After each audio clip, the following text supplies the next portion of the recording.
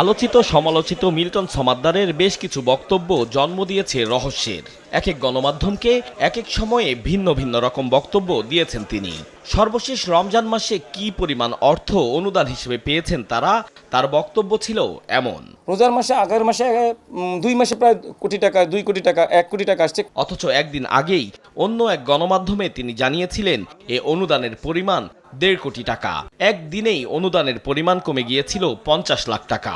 সময় সংবাদে দেয়া সাক্ষাৎকারে চাইল্ড অ্যান্ড ওল্ড এজ কেয়ারের সাভার শাখায় কতজন অসহায় মানুষ আশ্রিত আছেন এ হিসাব ছিল এমন। আমার বাবা মা 256 জন, বাচ্চা আছে 45 জন, 6টা পাগলি বোন আছে, 6টা পাগলি বোনের বাচ্চা আছে।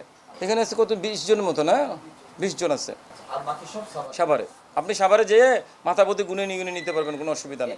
অথচ তার গ্রেফতারের পর চাইল্ড অ্যান্ড ওল্ড এজ কেয়ারের অসহায় আশ্রিতদের দায়িত্ব নেওয়া ফাউন্ডেশনের চেয়ারম্যান জানালেন ভিন্ন তথ্য। সাভারে পেয়েছি 105 জন বয়স্ক মা বাবা, 28 জন বাচ্চা, তাহলে হইল কয়জন? 133 জন। 1, 2, 3 ঢাকায় জমি জিতে নিন 100% ক্যাশব্যাক সহ 20 কোটি টাকার পুরস্কার।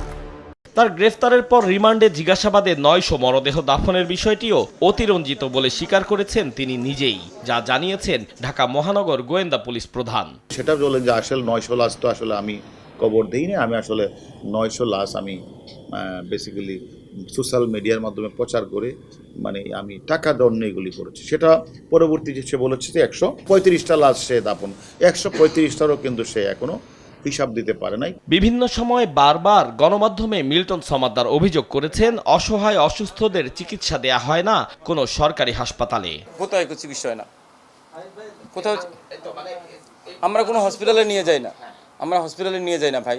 আপনাদের এত দায়িত্ব আমি নিতে পারবো না, আর এত টাকা আমার কাছে নাই। আমার এখানে ভাগ্যে যা আছে তার উপরে আমরা যতটুকু বুঝি, আমরা ততটুকু সেবা দেই, মারা গেলে এখানেই। কিন্তু আলহাজ শামসুল হক ফাউন্ডেশনের চেয়ারম্যান বললেন ভিন্ন কথা।